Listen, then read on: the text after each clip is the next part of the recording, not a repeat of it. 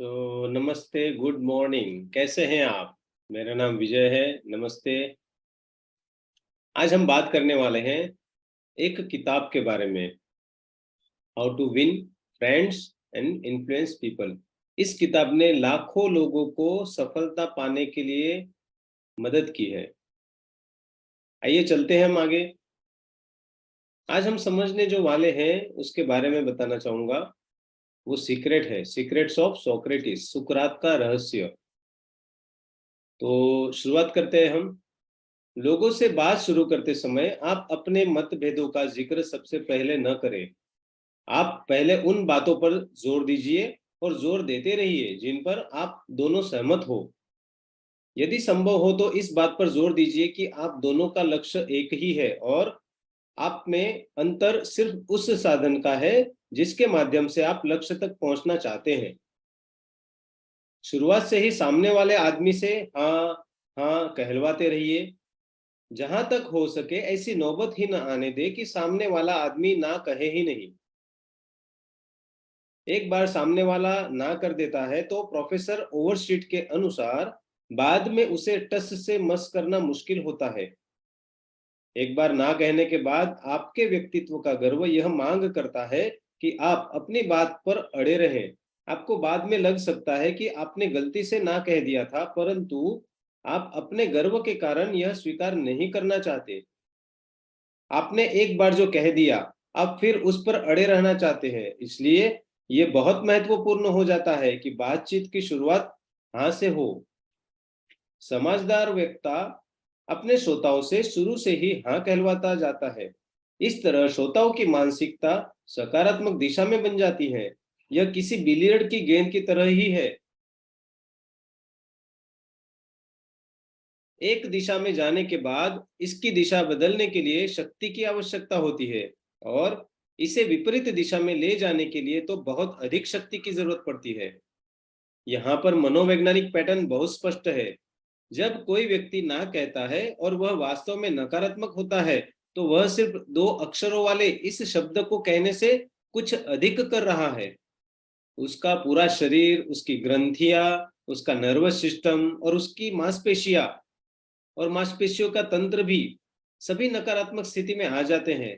आमतौर पर बहुत सूक्ष्म परंतु नजर में आने वाले लक्षण देखे जा सकते हैं कि शरीर की अलगाव शारीरिक अलगाव है या उसकी तैयारी है। पूरा न्यूरोमस्कुलर सिस्टम स्वीकार करने के विरोध में हो जाता है।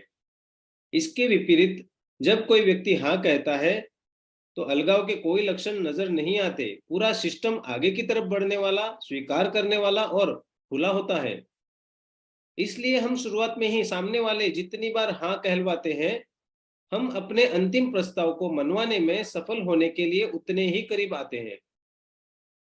हाँ कहलवाने की यह तकनीक बहुत आसान है, फिर भी इसे अक्सर नजरअंदाज किया जाता है। ऐसा लगता है कि ज्यादातर लोग शुरुआत में ही विरोध प्रदर्शन करके अपना महत्व साबित करना चाहते हैं। जब कोई विद्यार्थी या कोई ग्राहक, बच्चा, पति या पत्नी शुरू में ना कह देता है, तो फिर उससे हाँ कहलवाने के लिए आपको देवदूतों की बुद्धिमानी और धैर्य की जरूरत होती है। हाँ कहलवाने की इसी तकनीक के कारण न्यूयॉर्क में ग्रीनविच सेविंग्स बैंक के टेलर जेम्स एवर्सन एक ग्राहक को अपनी बैंक में खाता खोलने के लिए तैयार कर पाए। मिस्टर एवर्सन ने कहा, यह आदमी हमारी बैंक में खाता खोलना चाहता था। मैंने उसे भरने के लिए सामान्य फॉर्म दिया। उसने कुछ सवालों के जवाब तो इच्छा से दिए, परंतु कुछ सवालों के जवाब देने से उसने साफ इनकार कर दिया।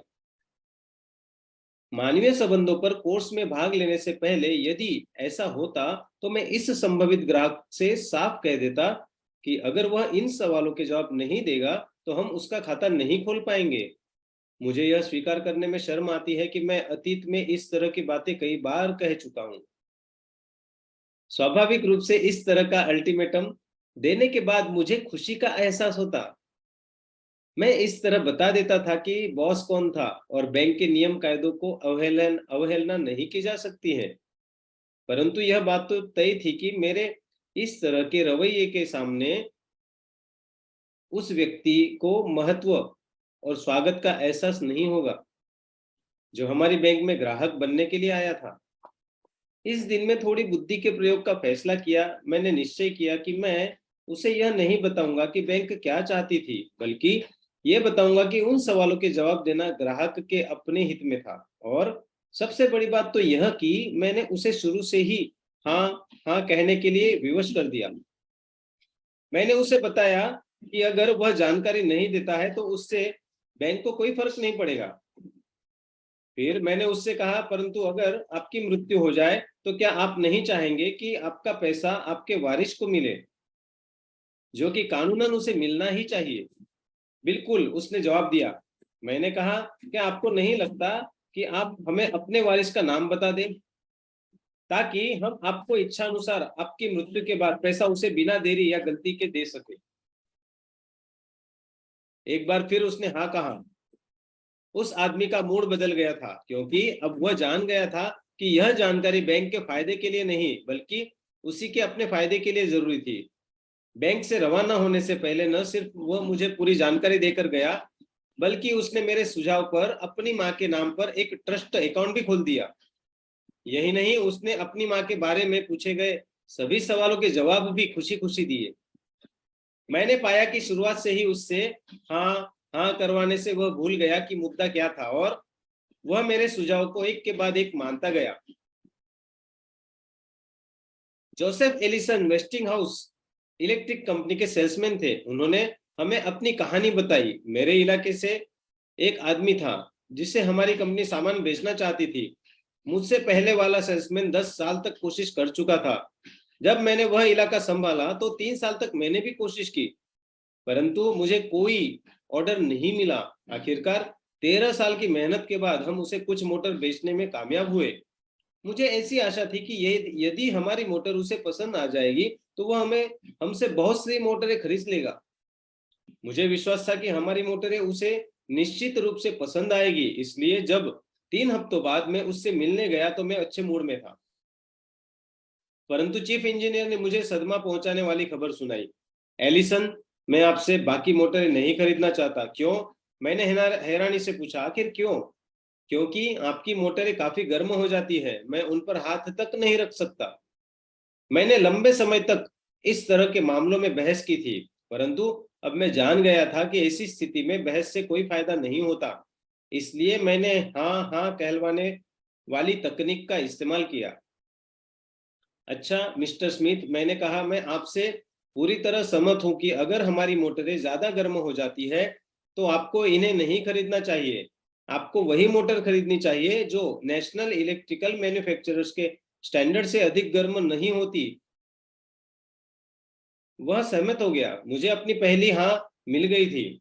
इलेक्ट्रिकल मैन्युफैक्चरर्स एसोसिएशन के नियम के अनुसार मोटर का तापमान कमरे के तापमान से 72 डिग्री फ़ारेनहीट से ज्यादा नहीं होना चाहिए। क्या यह ठीक है? हाँ, वह सहमत हो गया। यह बिल्कुल ठीक है, परंतु आपकी मोटर उससे ज्यादा गर्म है। मैंने उससे बहस नहीं की, मैंने उससे सिर्फ इतना पूछा, मिल के कमरे का तापमान कितना है? उसने जवाब दिया, लगभग 75 डिग्री फ़ारेनहीट। इस पर मैंने कहा, अगर मील के कमरे का तापमान 75 डिग्री फ़ारेनहीट है और हम उसमें 72 डिग्री और जोड़ दें तो यह कुल मिलाकर 147 डिग्री फ़ारेनहीट हो जाता है।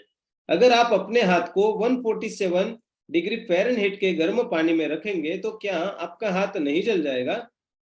एक बार फिर से उसने हाँ कहा। तो क्या यह अच्छा नहीं होगा कि आपको मोटर से अपना हाथ दूर रखना चाहिए? मुझे लगता है कि आप सही हैं। उसने माना। हमने कुछ देर तक बातें की। इसके बाद उसने अपनी सेक्रेटरी को बुलाया और हमें अगले महीने के लिए $35,000 के बिजनेस का ऑर्डर दे दिया।